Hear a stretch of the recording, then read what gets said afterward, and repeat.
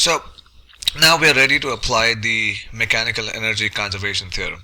So what we're going to do is, use the theorem and try to figure out the speed of this cart that starts at rest at the top of the hill, and find the speed at the bottom of the hill, and then add another height as well. So we're going to apply the mechanical energy conservation theorem, and we're going to assume that everything is frictionless. Now, if the path is completely frictionless, we know that there are no non-conservative forces, which means the only force under which this object moves are going to be conservative forces, and in this case it happens to be gravity.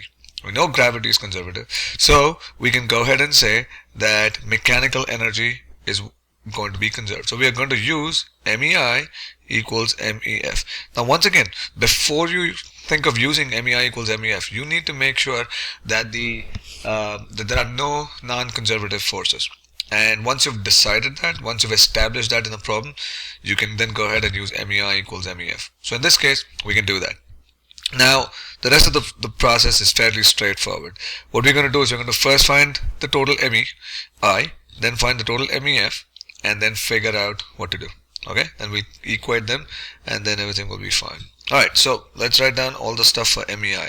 As we know, ME is equal to KE plus PE. And kinetic energy is 1/2 mv square.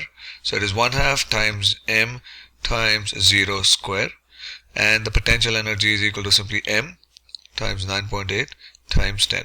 Now if you notice in this problem, the mass is not given.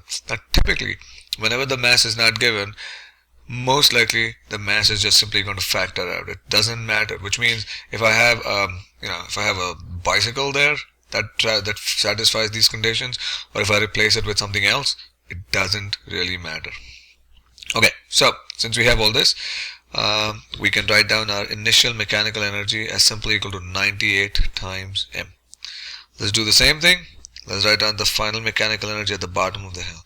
Now what we know is that the height of the hill there is 0. The VF we do not know, so I'm just going to do this times m times 9.8 times 0, which happens to be equal to 1/2 mvf square. Alright, so now we know that the initial is equal to the final. So I'm going to set 1/2 mvf square is equal to 98 m. Now as you see, the m simply factor out. Vf square is equal to 196, and Vf is equal to 14 meters per second. Since we're looking for speed, we don't have to worry about the negative sign coming out of the, when you do the square roots of both sides, and all we do is we keep the positive sign. So the speed at the bottom is simply 14 meters per second. Okay, so that's one part of the problem. We also need to figure out the speed on top of the 5-meter high hill. Now that's fairly straightforward as well. We'll again apply the MEI equals MEF, and what we know is that in the beginning the MEI was 98 m, so throughout this path it is going to be 98 m. So on top of the 5-meter high hill,